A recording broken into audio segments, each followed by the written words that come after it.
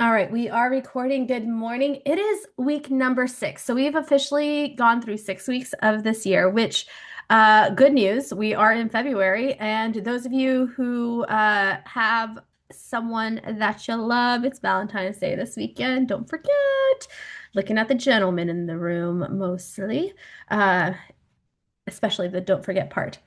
Does anyone have any gratitude or any shout outs or any announcements that they want to share with the group in the next 2 minutes?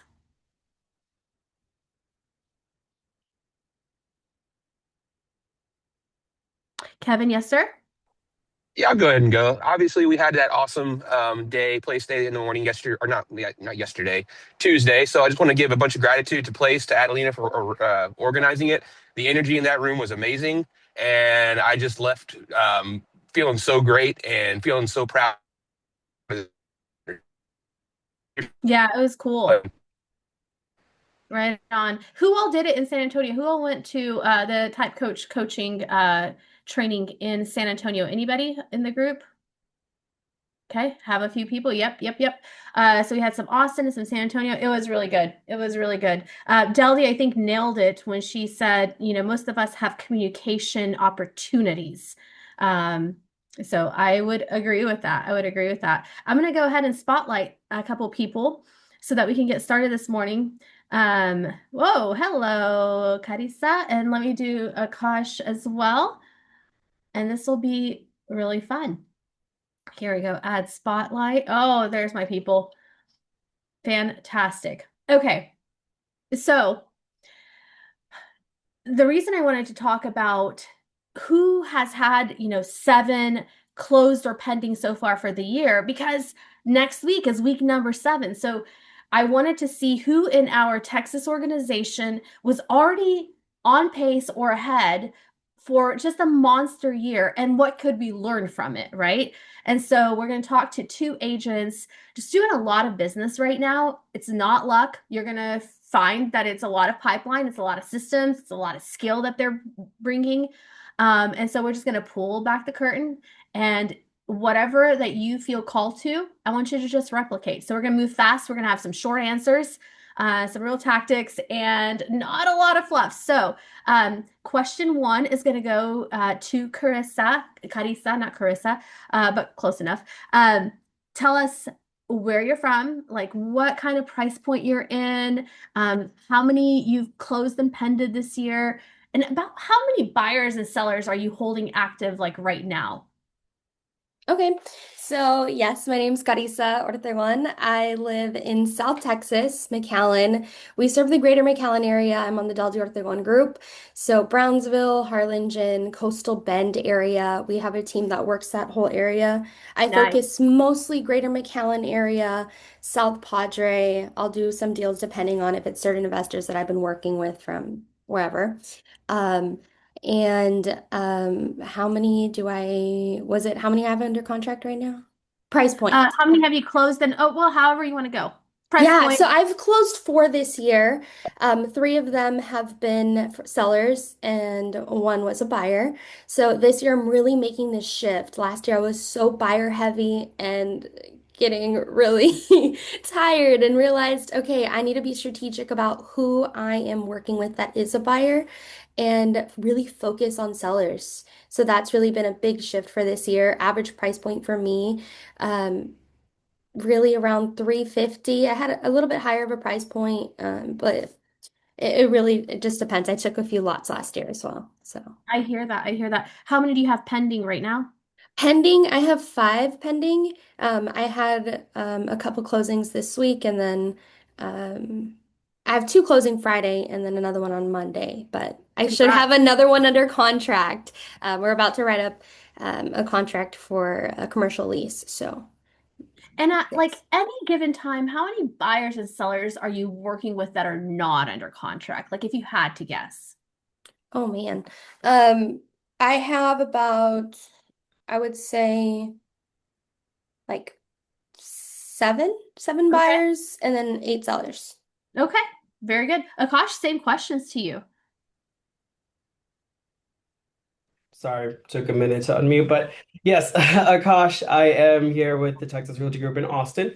Work in the Austin area. I go up to Bell County and I dabble down in San Antonio now and then, but we'll just skip over that part.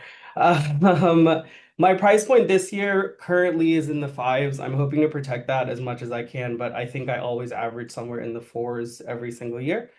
How many do I have under contract right now? So I've closed five. I have four more under contract currently.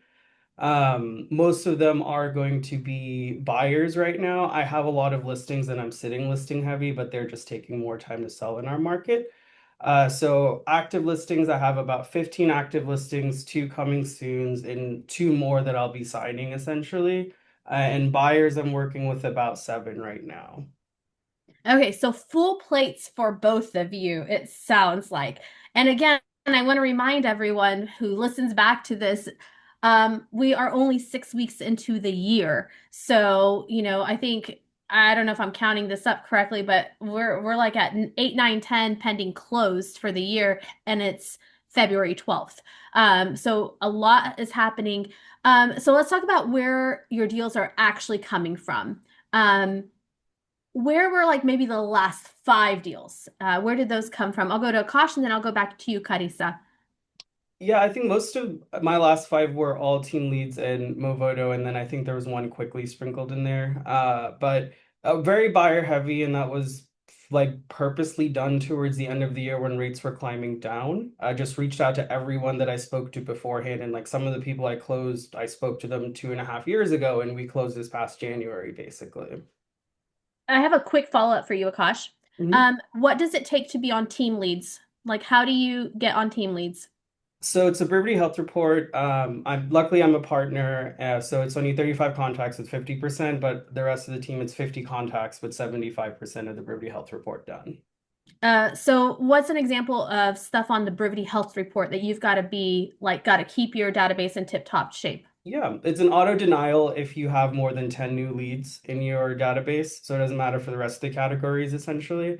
And then it is like buyers who don't have listing alerts set up, and then sellers who don't have market reports set up, watches that I haven't spoke to in the past 90 days, nurtures that I haven't spoke to in the past 60 days, and then people on my website that I haven't spoke to in the last 7 days, and then people on my market report that I haven't spoke to in the past 30 days. So you're actively calling those people. So you're taking care of your database. And as you're taking care of your database, the team then steps in and also adds opportunities. Do I have that? Correct, yeah. Okay, perfect. I just wanted everyone to hear where that comes from. Carissa, last 5 or so deals, where are they coming from right now for you? Yes, so I absolutely love my Sphere and my past clients because they are a really big source of my business. So I would say a mix of Sphere referrals, client referrals, and expired and Google reviews, honestly. I've had a few Google reviews come in.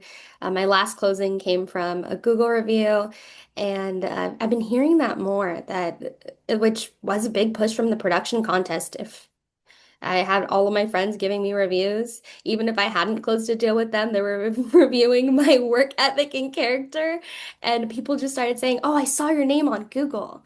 And so I'm very grateful for my Sphere referrals and past clients. What are you saying to get Google reviews? Like how, like, do they just randomly go and they're like, man, I just love Carissa so much. Like, or do you ask at any point? Does the team ask? Yes, at closing, we'll ask them, our past clients, obviously, to scan the QR code, fill out the review, and we'll do it there with them at the table. And I'll usually just talk about the experience as they're doing it, and they'll write something nice. And then also for all of my friends, and I'm really big on supporting others in my community. Like, I want to be the biggest cheerleader to everybody that's in my world. And in turn, they do the same thing for me. And we're always looking to help each other. So I have friends that will literally call me and just ask for different things that they need, and I'll ask the same. And it's an expectation. We're always seeing how we can really support each other. And also, one of the Sphere referrals that I had, I helped them purchase a home, and then I also helped them sell their home. So within the same month. So I'm really wanting to get both sides this year. I love Like that. I love focus that. on doing both. And then having them give me that referral to somebody that they know. So we're really keeping, um, you know, it's just It seems working like you're keeping smarter. it really tight. Yes, yes. Mhm. I love that. So then, Carissa, do you have any non-negotiables? Like, like sometimes we have, wildfire years that start off like really, really hot and we're kind of all over the place. Sometimes, we have to like really work for it. Are there any non-negotiables that you've found in your life, whether it's personal or business? A non-negotiable for me, I'm always learning. I'm Okay. always learning. When I say that I love my area, I that means I need to know it. So I always know the best places. I know the market. I feel like I'm always coming from a place of education. So for me, every single morning, I'm looking on the MLS. I'm looking at what has expired, what's new on the market. People should be able to describe a house, and this happens often actually. They'll describe a home, and I'm like, oh, it's this address. And sometimes they're shocked, but it's because I'm doing this every single day. And that's one of my non-negotiables. And then, of course, setting the appointments. I feel like if I do not have an appointment, I feel like I'm not being productive. I have to have appointments. So, yeah, that's what I do. I love that. I love that. Akash, non-negotiables for you? For me, it's like appointments as well. So for me, it's either I'm on an appointment or sourcing an appointment. That's the best way that I can put it. If I'm on appointments all day, I'm fine with not making contacts. That's the only way I'm fine with not being on the phones and not making contacts. When I don't have appointments, I'm on the phones trying to source appointments, basically. Another thing that I do, that I think I heard from the Win Make Give podcast back in 2021 was making your list of what you're going to do the next day, spending about 10 minutes before you go to sleep, writing that list out. And I write it out in my note tab in my phone, come into the office in the morning, and I'll physically write it down in a notebook. Basically, this is my list that I'm going to be doing today. And again, it's one of those things where if I can finish the top three things, I feel very happy. If I finish nothing, I'm disappointed in myself. I hear that. I think a good question that we should all ask ourselves as we're listening to this call is if someone copied your daily routine, whatever you as an individual on this call is doing, would they get results, right? If someone copied your daily routine exactly, would they get results? So everybody can answer that for themselves. And if not, what would you adjust, right? Coach yourself through it. All right, Akash, I'll go to you. What's your number one follow-up method that converts? Is it texting? Is it a specific way you're doing things? Is it a certain reminder?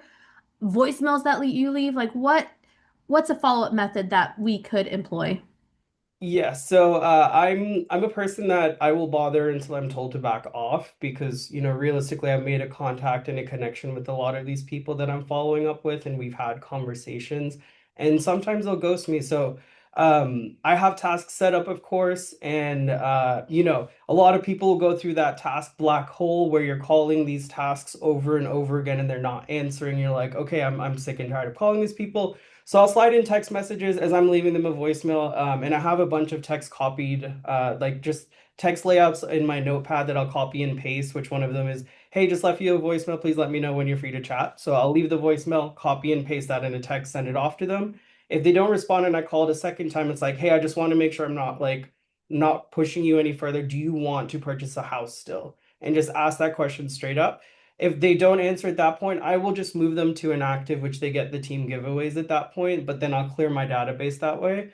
But sending a text while you're leaving a voicemail has been a lot more effective, and I've only started implementing that in the past 6 months, and I've seen a really big result from that.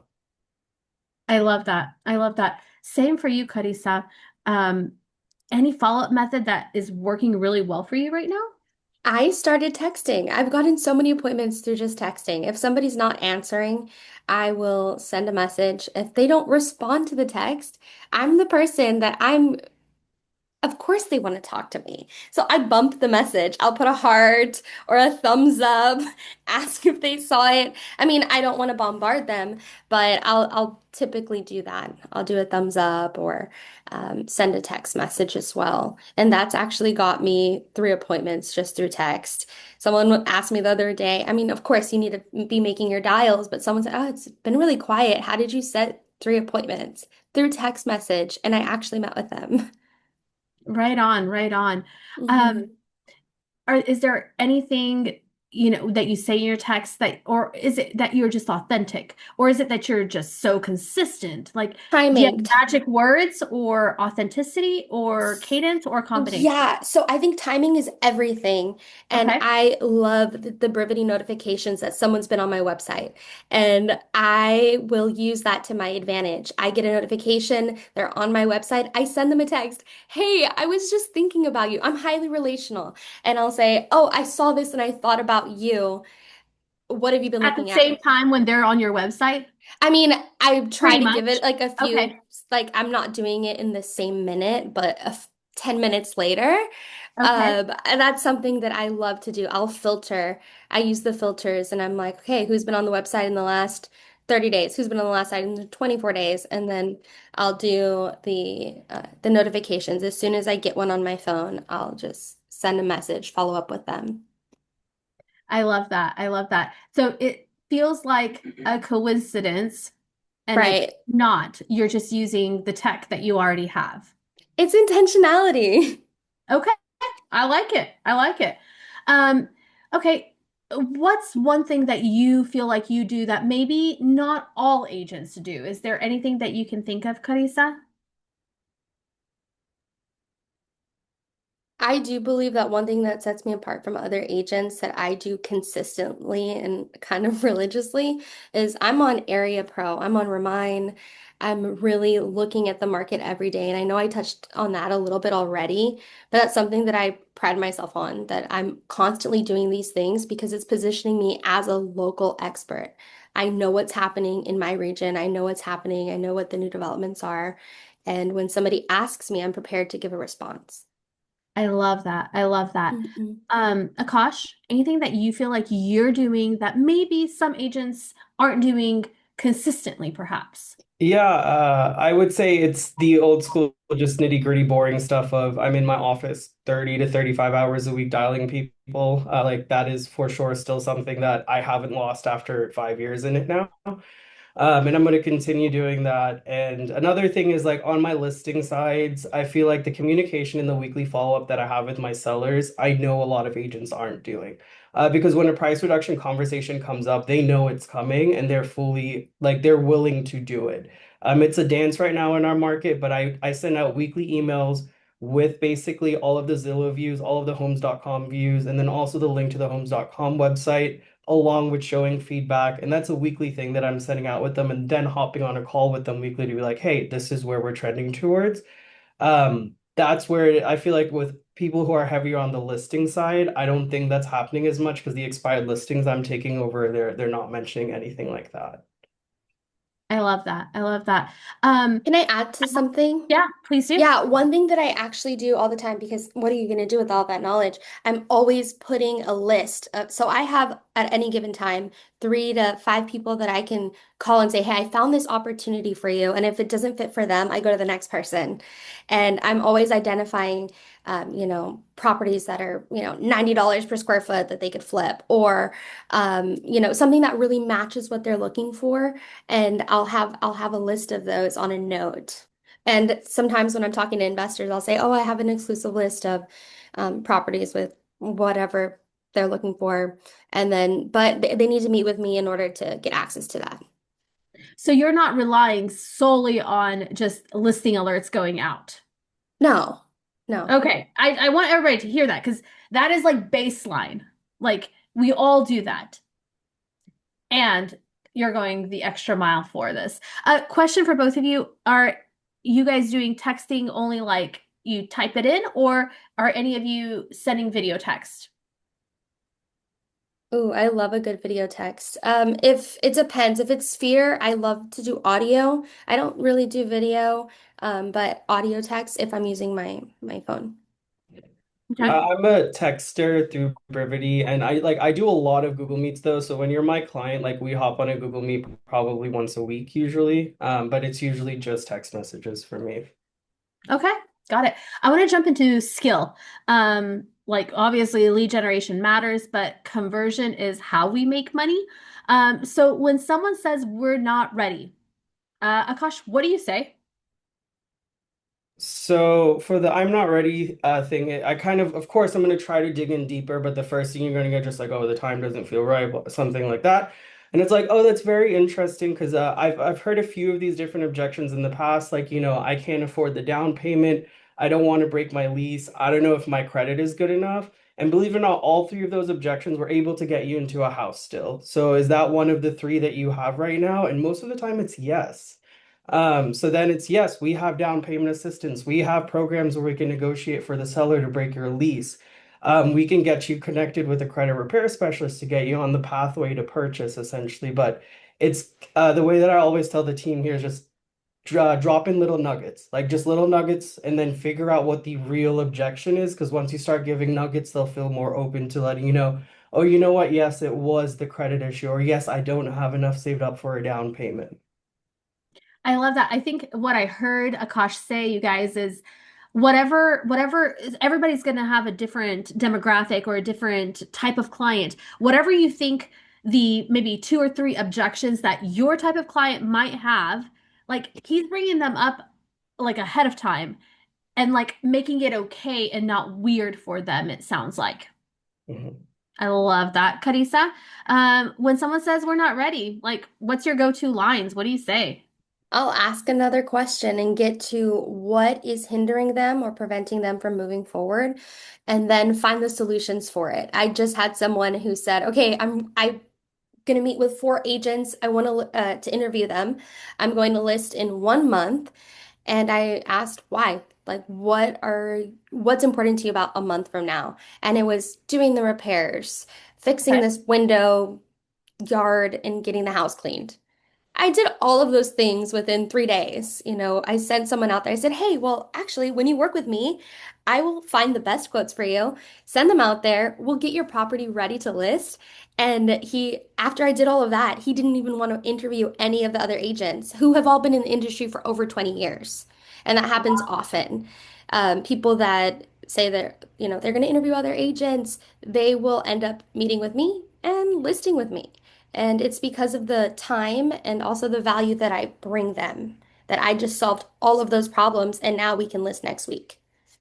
I love that. Good for you. So then if we're talking about maybe buyers, right? I know you're wanting to be listing heavy, but I know you do work with some buyers. Are, are you sensing any buyer fear? How are you handling any buyer fear that's showing up? Yeah, Is for it something me, you do? Yeah, okay, perfect. I, I'm a storyteller. I love to share the successes and failures of others. And so if it's a fear around kind of like how Akash said, credit or not having enough cash to close or down payment, hesitance on, the down payment or whatever it may be, typically they just need a little bit more direction and clarity around what they feel what the fear is, right? And so I will tell them a story of somebody that I got to the table last month with less than a 1,500 cash to close, and I'll tell them how I did it. And it brings hope to them because one, it's a recent story, or I'll share a failure. I had a client that actually this is what they did and they waited and they came to me and said, "Man, I really missed out on this opportunity because now there was multiple offers and they didn't even want to compete," or whatever it is. Um, Mhm. I'd like to paint the picture and tell a story of a success, but also not to shy away and share the failure. I love that. Authenticity sells. Akash, what about you? How are you handling any buyer fears right now? I mean, pretty similarly, the team's successes and personal successes are something that I highlight with my buyers on the consultation before calls, letting my VA buyers know that, this past year I got a $30,000 credit for one of my VA buyers who eliminated all of their debt and got them into a house, basically. So like that's the personal stuff that I'll try to, let them know about. A lot of people, when it comes to affordability and interest rates, it is a kind of hard conversation, just being like, oh, okay, like you're waiting for 3%. That's never really going to happen again. I don't know if you know the stimulus package paid in the rates on the back end and stuff like that, just so that you educate them so that they know, hey, like I spoke to someone 2 years ago and I said that. I spoke to them last year and we were at the sevens. I spoke to them this past year and I was like, hey, we're now in the like low sixes. This is the time for you to get moving. Are you still waiting for the threes? He said yes. I'm like, what's most important to you about that 3%? I want my payments in the 1900 range. We got him, I think, a 4.9, and his payment was at 1975, basically. So he was very happy with that. It's digging deeper to really find out what is making them uncomfortable with the current climate, if it's rates or affordability, and figuring out how to guide them there. If it's affordability, a new build might be the route because they have the lowest rates. Taxes are going to be hopefully lower the first year, maybe. Insurance should be lower for the next 2 years as well. So that's kind of where, if it's more the rates, we can go to a seller who has a lot of equity and we can try to get the max 6% credit for you to buy the rate down as well. I love this, and we're going to run out of time. So I'm going to invite these two back next week because we actually have quite a bit more to jump into, and they've provided so much value already. We're going to talk about sellers, the same questions on some sellers. We're going to talk about some of their systems and how they're staying organized next week. And then we're going to talk about their standards and mindset. And then we'll do a lightning round. So that's what you have to look forward to next week. But I want to leave off on this question. And you can think about it for a second. What's the fastest way for someone to go from maybe like 1 pending to 5 pendings? If you take time to think about what's the fastest way, let's leave everyone on that. Fastest way for someone to go from 1 pending to maybe 5 pendings. Whoever wants to take it. Yeah, I can hop in on that one. So 1 to 5 pendings, it's something where, of course, you're already lead generating. The biggest issue from someone who's not going from 1 to 5 is you're getting stuck up on number one and number two. Trust your systems and processes. Know that clients don't need to be, once they're under contract, systems and processes need to be put in place for you to still prospect. The biggest thing I see from 1 to 5 again is that you'll get one and two, and then you're quiet for a while, and then you'll get 3 and 4, and then you're quiet for a while again. It's about staying consistent. I mean, there's been a point where I think I had 8 or 9 pendings. I thought my life was just over at that point because I couldn't really do anything else. So trust me, like I definitely know what it is to be busy, where your rubber band just needs to be expanded. It's nothing on you. You just need to expand that rubber band. And the way that I put it is expand one rubber band at a time. Don't expand 5 at a time, expand one at a time. So just take it easy, go through it all, but have systems and processes in place so that you can continue to prospect with your pendings. I love that. I love that. Carissa, what about you? What would you recommend for someone to be able to go from 1 pending to 5 pendings? Going from 1 to 5, I would say, I mean, really ask for the appointment. I think sometimes you're just not landing the appointment because you're not asking. And if you can get in front of them and, whether it's a buyer or going for a listing, I mean, you have to ask and you have to ask multiple times. I mean, there's times where I'm literally asking for the appointment 3 or 4 times in different ways, and then they're like, "Yeah, let's meet." Um, and I know that sounds like that's something so simple, but oftentimes you'll have a conversation and hang up with the expectation of just, putting them on a market report. I don't just want to put them on a market report. I'm always going for the appointment, and that's what I'm setting out to do, and I'm going to do it. Um, so I would say that's been one of the biggest shifts for me. I love that because what I hear you both say is you don't get what you deserve, you get what you work for, right? Yep. And when you say what work for, it is working smart. So like, yes, putting someone on a market report absolutely is very smart. The Yes. next level of that is you you got to actually ask for the business. You can't just have good conversations, Hmm. right?